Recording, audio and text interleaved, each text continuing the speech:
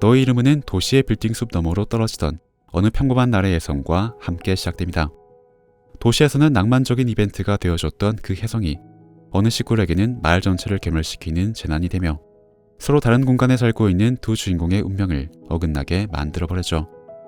너의 이름은 그렇게 어긋나고 끊어져 버렸던 두 사람의 운명을 신비로운 힘을 통해 다시 연결해 나가는 이야기를 담고 있습니다. 그런데 그렇게 낭만적이었던 이야기의 배경을 자세히 살펴보면 미세먼지가 많은 도시에서는 이렇게 빛이 먼지와 부딪히며 뿌옇게 흩어지는데 반대로 공기가 깨끗한 시골에서는 하늘이 있는 그대로 선명하게 보이고 있습니다. 역시나 세밀한 작가로 유명한 신카이 마코토 감독답게 이런 작은 디테일 묘사에도 신경을 기울이고 있는 것입니다. 작품의 초반에 등장하는 뮤비씬에는 이런 장면이 나옵니다. 도쿄의 한 건물 옥상에 올라간 타키가 어느 방향을 바라보자 미차가 있는 위치까지 카메라의 시점이 단숨에 이동하는 장면이죠. 타키가 미차 쪽을 바라보는 이런 구도는 혜성이 떨어지는 순간에 또 반복되는데 자세히 보면 타키의 시선이 향하는 쪽에는 쌍둥이 탑을 가진 독특한 빌딩 도쿄도청이 자리를 잡고 있습니다. 신카이 마코토 감독은 현실의 장소들을 취지하여 작품 속의 배경으로 들여오는 작업을 지속해 왔습니다. 그래서 이 장면에서도 도쿄의 실제 풍경이 작품 속의 똑같은 모습으로 반영되어 있는 것이죠. 그리고 팬들은 이 장면을 보면서 타키가 서 있는 옥상 건물의 위치를 이렇게 추측해냈습니다. 그리고 그 위치로부터 타키가 바라보고 있는 방향으로 지도상의 직선을 그려보면 그 선은 도쿄로부터 약 200km가 떨어진 한 시골 마을의 호수를 지나가게 됩니다. 바로 미치아가 살고 있는 이토모리 마을 호수의 모티브로 알려진 일본 나가노현의 스와 호수를 말이죠. 그러니까 신카이 마코토는 자신의 작품 속 공간들을 현실에서 빌려오더라도 최소한 자신의 작품 속 공간이 현실에 버금가게끔 디테일한 작업을 해왔던 겁니다.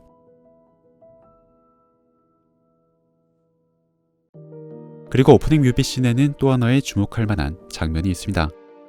서로 등을 돌린 채로 서 있는 타키와 미치아.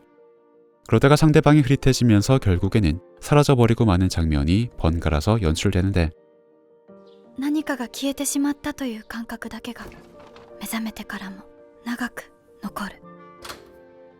이건 상대방의 이름을 기억하지 못해서 무언가를 잃어버렸다는 느낌만 가질 뿐 아직 다시 만나지는 못하고 있는 엔딩 이전까지의 상황을 보여주는 장면일 겁니다. 그러니까 작품은 5초 내외의 이 짧은 오프닝 장면을 통해서 앞으로 펼쳐지게 될 이야기들을 한 번에 압축해내고 있는 것이죠. 그래서 자세히 보시면 타키와 미츠아가 각각 흐릿해지기 시작하는 시점은 그들이 성인이 되어서 재회하기 전에 마지막으로 만났었던 황혼의 시간 속에서 입었던 의상이 등장하는 시점입니다. 그들은 그때를 기점으로 서로의 이름을 잊은 채로 살았으니 오프닝 장면에서도 그때의 모습에서부터 흐릿해지기 시작한 것이죠. 그렇게 이별의 시간을 맞이하기 전까지 그들은 몸바뀜을 통해서 간접적으로나마 서로를 알아가는 시간을 갖게 됩니다. 하지만 안타깝게도 그들의 시간은 엇갈려 있었습니다. 미차가 타키를 통해 경험했었던 도쿄는 2016년의 도쿄였고 타키가 미차를 통해 경험했었던 이토모리는 사실 2013년의 이토모리였기 때문이죠. 작품은 두 주인공들이 그 사실을 깨닫기 전부터 그들의 시간이 엇갈려 있음을 이렇게 미리 알려주고 있었습니다. 그래서 같은 9월 12일이라도 타키와 미츠아의 폰에는 이렇게 서로 다른 요일이 표시되고 있는 것이죠.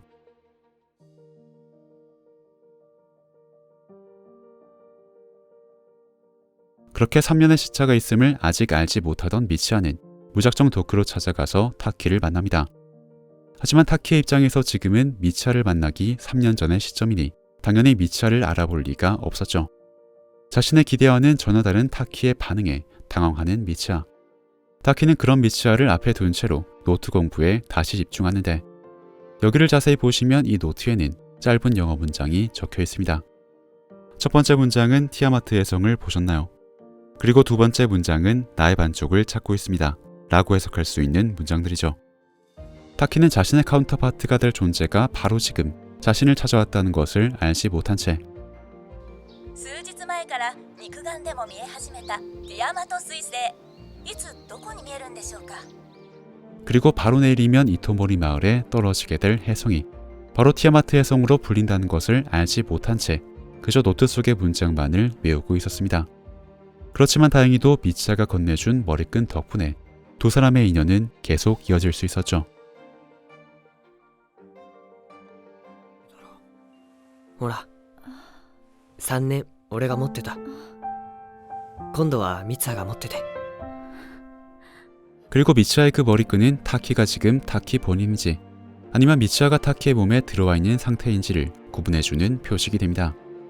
미치아의 입장에서는 타키에게 머리끈을 건네준 것이 몸바뀜이 끝나버린 이후의 사건이므로 그 이전부터 타키가 자신의 머리끈을 이미 갖고 있으리라고는 상상하기가 힘들었을 겁니다. 그래서 타키가 미치아의 머리끈을 잊지 않고 항상 손목에 차고 다니는 것과는 반대로 그 사실을 모르는 미치아는 타키의 몸에 들어가서도 손목에 아무것도 차고 다니지를 않았던 것이죠. 그리고 또 반대로 타키는 미치아가 항상 머리에 묶고 다니는 이 빨간 리본을 묶는 방법을 몰랐기 때문에 이렇게 고무줄로 대충 묶고 다녔습니다. 즉 작품 안에서 타키와 미치아가 지금 본인인지 아닌지는 이렇게 머리끈의 유무를 통해서 구분할 수도 있는 것입니다. 물론 두 사람의 몸이 바뀌면 행동이나 말투부터 너무 달라지기 때문에 머리끈이 없어도 구분하는 건 간단하지만 머리끈은 두 사람의 타임라인이 엇갈려 있음을 보여주는 장치이기 때문에 그 존재만으로도 작품을 더욱더 풍성하게 만들어주지 않나 싶습니다. 그리고 미치아가 타키의 몸에 들어가 있는 상태란 건 바로 이 장면. 아침에 침대에서 굴러떨어지는 장면으로도 구분을 할 수가 있습니다. 미치아는 이토모리에 있는 원래 집에서 바닥에다 이불을 깔고 잠을 잤기 때문에 아직 침대에는 익숙하지 않아서 이렇게 잠에서 깰 때마다 바닥으로 굴러떨어졌을 겁니다. 그러니까 아침에 일어날 때 타키가 침대에서 떨어진다면 그건 미치아가 타키의 몸에 들어와 있는 상태로 하루가 시작된다는 걸 의미하는 것이죠. どうしよう。俺バイト遅刻だって。 미치아는 그렇게 타키의 몸으로 들어가서 레스토랑 아르바이트까지 대신 해주는데 참고로 그 레스토랑의 이름은 이탈리아어로 언어의 정원이라는 뜻입니다. 당연하게도 신카이 마코토의 전작인 언어의 정원을 의미하는 이스터에그인 것이죠. 바로 그 언어의 정원에 출근한 타키는 어느 날 오쿠데라 선배로부터 바느질을 해줘서 고마웠다는 인사를 받게 되는데 사실 그건 미치아가 타키의 몸에 들어왔을 때 제멋대로 해놓은 것이었습니다. 그리고 미치아는 이왕 실력 발휘를 하는 김에 이렇게 자신이 좋아하는 고슴도치를 바느질로 새겨놓았었죠.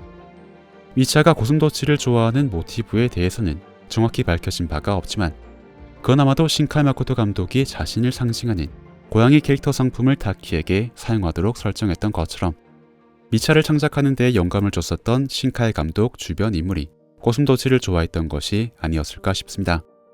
어쨌든 미치아의 고슴도치 사랑은 학생 시절은 물론이고 이렇게 성인이 된 이후로까지 계속 이어졌습니다.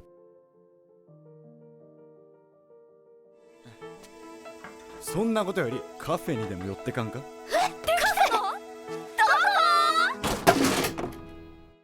미치아가 고슴도치만큼이나 좋아했던 것은 바로 이토모리에 없는 카페였습니다. 그래서 타키를 통해 도쿄 생활을 경험하게 된 이후로는 카페 투어를 하느라 생활비를 모두 탕진해버리기도 했죠.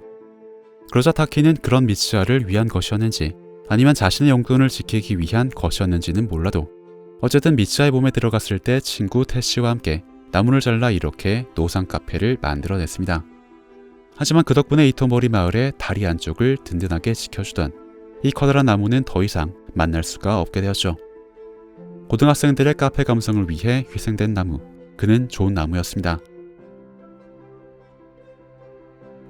なぜかもう二度と俺とミツハとの入れ替わりは起きなかった。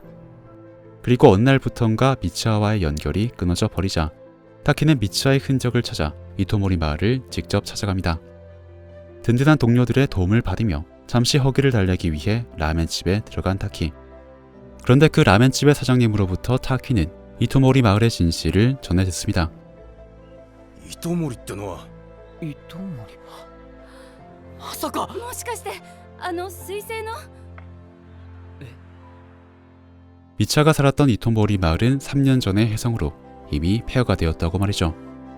라멘집 사장님은 혼란스러워하는 타키와 그 일행들을 직접 차로 태워서 이제는 쌍둥이가 되어버린 이토모리 호수를 보여줍니다. 그럼에도 포기하지 못한 타키가 다시 한번 이토모리 마을로 가려고 하자 上で食べや。あんたの描いた糸森、あらよかった。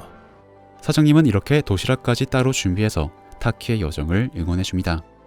아마도 마을에 몇 안 되는 생존자로서 자신의 고향을 기억해주는 타키가 내심 고마워서였겠죠. 그런데 라면집 사장님이 작품 속에 등장한 것은 사실 이번이 처음이 아니었습니다. 미차가 선거운동을 하고 있던 아버지를 등굣길에 마주치는 이 극초반 장면에서 라면집 사장님은 이렇게 미차 아버지의 연설을 듣고 있었으니까요.